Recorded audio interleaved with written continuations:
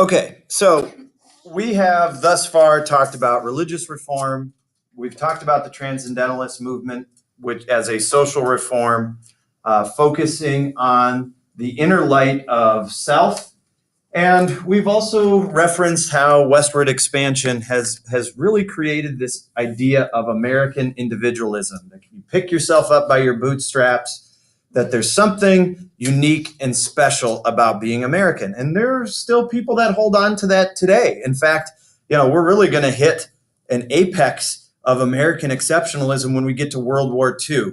And there are still members of the World War II generation that Tom Brokaw, this news journalist, wrote a book calling World War II generation the greatest generation in American history. But the sense that there is something unique and special about being American, about opportunities in America.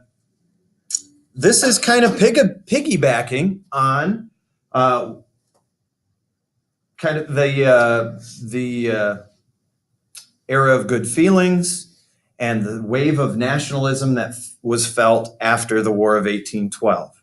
Okay? There is something unique and special about being American, and we start to see it in art.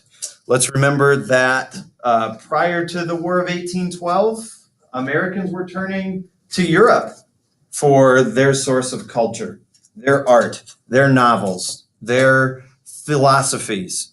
Okay? After the War of 1812, we start to see American philosophies like Transcendentalism, American literature works like the short story, poets breaking away from convention of iambic pentameter like Walt Whitman. All right? This unit is meant to focus on other American arts and art forms that you should be able to identify in the APUSH history exam. Okay? Now, little elements will fall on our chapters exam, but I do want you to recognize these things because when we do get to a DBQ or an LEQ talking about cultural reform, or maybe American exceptionalism, these would be great examples to use as SFI, right? And hopefully by now you guys are all familiar with the acronyms, SFI, specific factual information. A lot of your DBQs that I received from our last attempt were limited in SFI. Think about these things as, I don't know how many of you were good at puzzles or Legos, played Legos when you were little, but a Lego block can become anything. We want to take these Lego blocks and build something when we create an essay. Okay, so after the War of 1812, we're starting to turn towards more American art forms. The European model was this, portraits. Okay? We talked about in the last unit, so in the 18th century, people of means, which in America there were not many people of means, liked to have their portrait painted. American artists had to go to Europe to be commissioned, and most of the commission work they did was for portraits. After the War of 1812, we don't have nobility. We don't have this elite class of Americans that are revered to the degree that European nobility are. And the focus of American art in the turn of the 19th century is nature. I mentioned this, I think, yesterday, that one of the great romances in James Fenimore Cooper's novel, Last of the Mohicans, isn't the romance between the two central characters. It's the romance with nature. Okay? And if you watch the movie, you'll see that the director tries to bring that out with these sweeping moments of waterfalls and the forest and the rugged backcountry. That's what the world fell in love with about America, this idea that there's this American West that's untamed and waiting for civilization to come and settle it. Okay?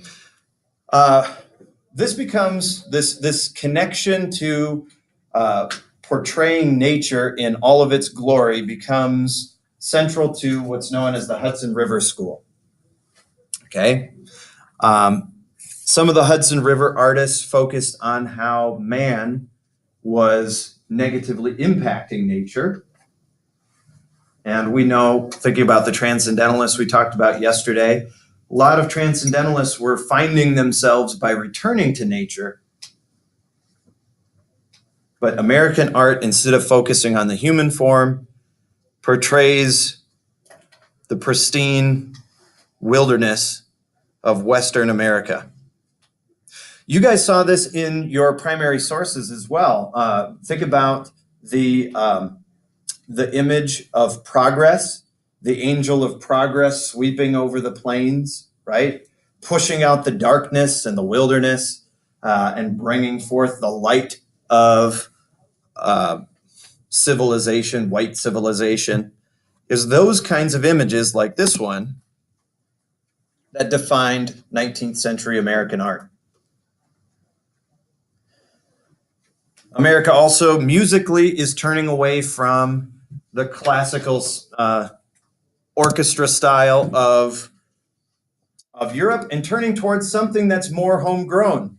Now, whether this is good, this is culturally a significant American art form, but it also has ties to slavery, and that is minstrel music or country. You could start to see the origin of country music here, but that within the slave culture and the use of fiddles and guitars and string instruments that were owned by not the elite, but by the average American, we start to have a unique kind of American music. Give me a thumbs up if you've heard these songs. Camptown Races. Camptown Races, sing this song, doo-dah, doo-dah, right? That was a real banger. Oh, Susanna. You guys know Oh, Susanna? Yeah. Oh, Susanna, or don't you cry for me. I come from Louisiana with a banjo on my knee. Banjos, right? The common man instrument.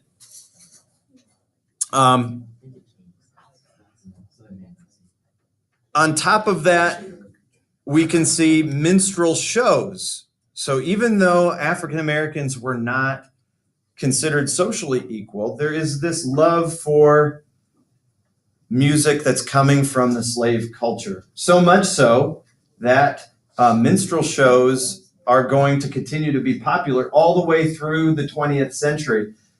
I don't know how many of you have seen in the news college students or high school students. Actually, I just saw there was this article about some high school teachers who put on blackface. You know what blackface is? Yeah.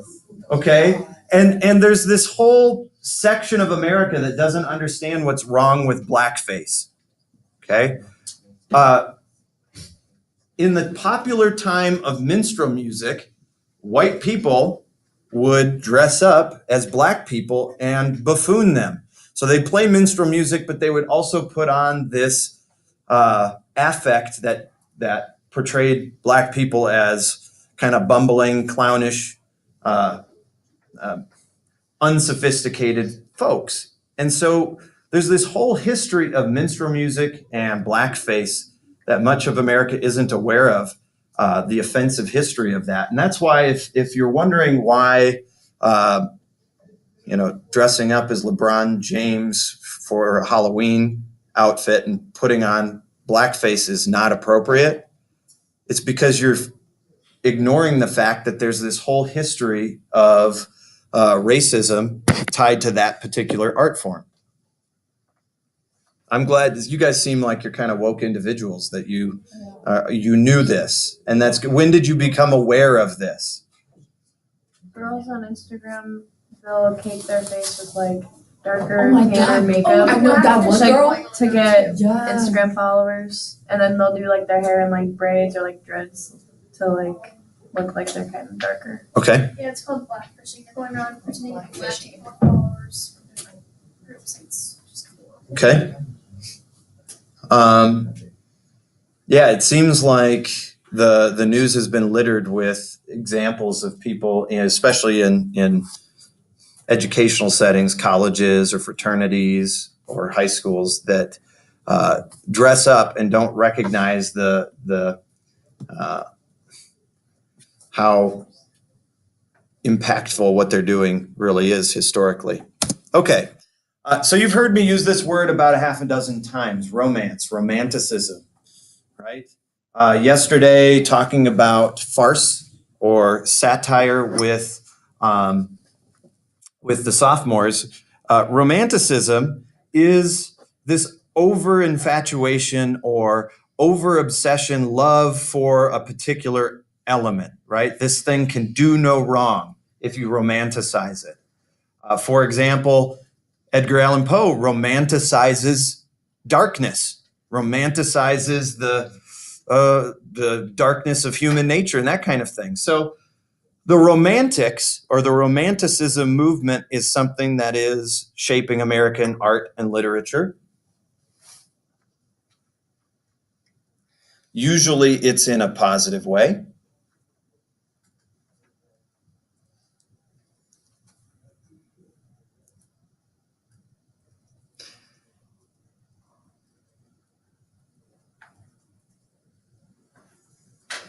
A couple of important female authors of the early 19th century. Have you guys read any Emily Dickinson or Louisa May Alcott? You did? Okay. Read both. Right? How do you feel? Do you like it? Yes. What do you like about it? Everything. Alcott is a really sexy writer. She does. It's really nice. I love it. You can pick up elements of independent women, feminism, and imagine how much stronger that message would have resonated in a time of domesticity, right? Okay. Emily Dickinson, for as powerful as her characters, her female characters are, do you know her life? Do you know about her character? She's a relative recluse and very timid individual personally, but she writes these powerful women figures in her books that have been a staple of American literature and arguably one of the most important female literary figures in American history.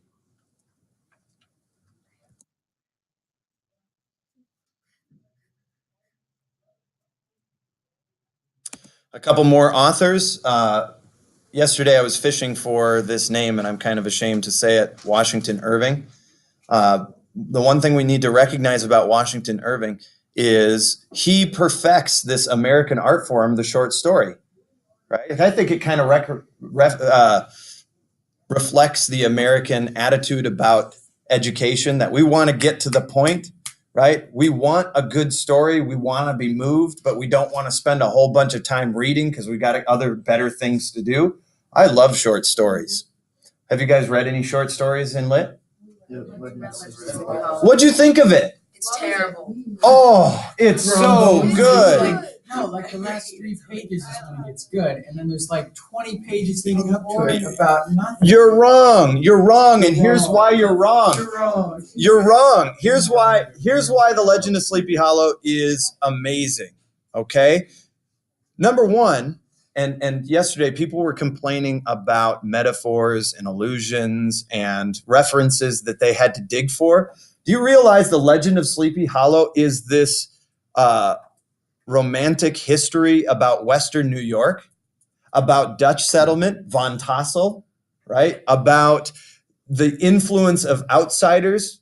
Ichabod Crane comes from the East Coast. He's elitist. He thinks he's going to educate these stupid country bumpkins of Sleepy Hollow, and he comes in there and he's just a big slob, and he loves to be worshipped. He loves to flirt with the women and that kind of thing, but he looks down his big crooked nose at the average person.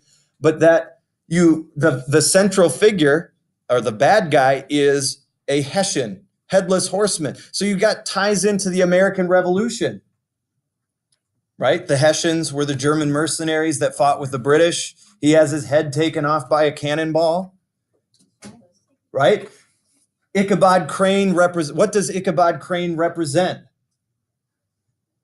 Education and enlightenment. He's a scholar. He knows better. He comes from the East Coast. He's a traditionalist. And yet, at the end of the day, he's taken away and disappears, and the people of Sleepy Hollow don't miss him. What they love are their legends. They love their folklores. They love their superstitions and their traditions and mysticism. And what are we talking about right now?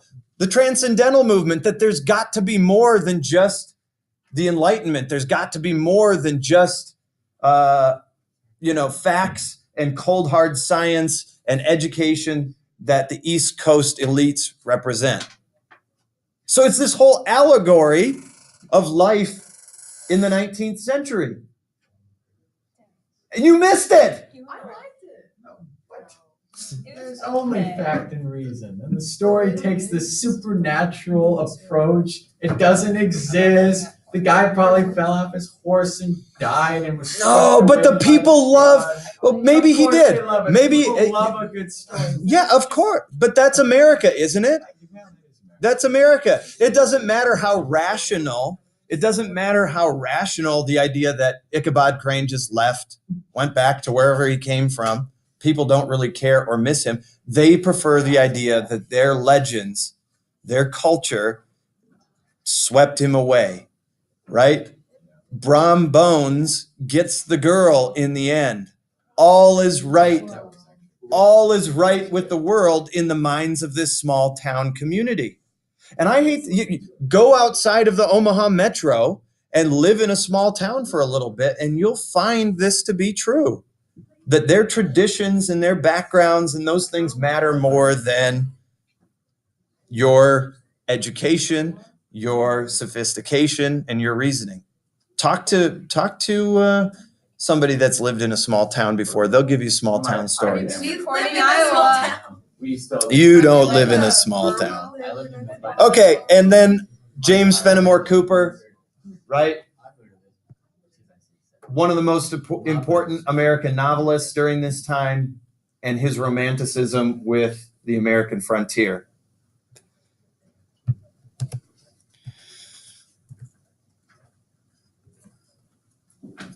Not everybody was a transcendentalist. Not everybody found the beauty of nature or the brightness of the human spirit. Got to mention Edgar Allan Poe. You guys fans of Edgar Allan? Who's fans of Edgar Allan Poe? In a lot of ways, he's a traditionalist. I mean, he writes in iambic pentameter oftentimes. He's super dark.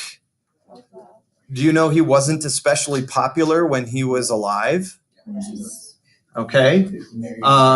In fact, he dies pretty much penniless and alone in a gutter from alcohol poisoning. You got the formaldehyde. Yeah. Justin Peacock. Yes, actually. Grace laughed. And another traditionalist. Okay, so Hawthorne, right? We've talked about Cooper. We've talked about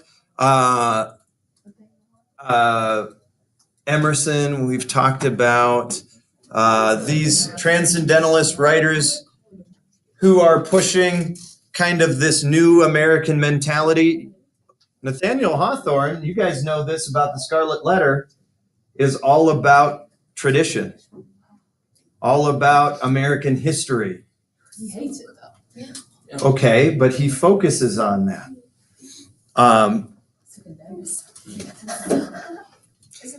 Focusing on the dark side of humanity. Moby Dick by Herman Melville. Again, these use of allegory and conflict between good and evil.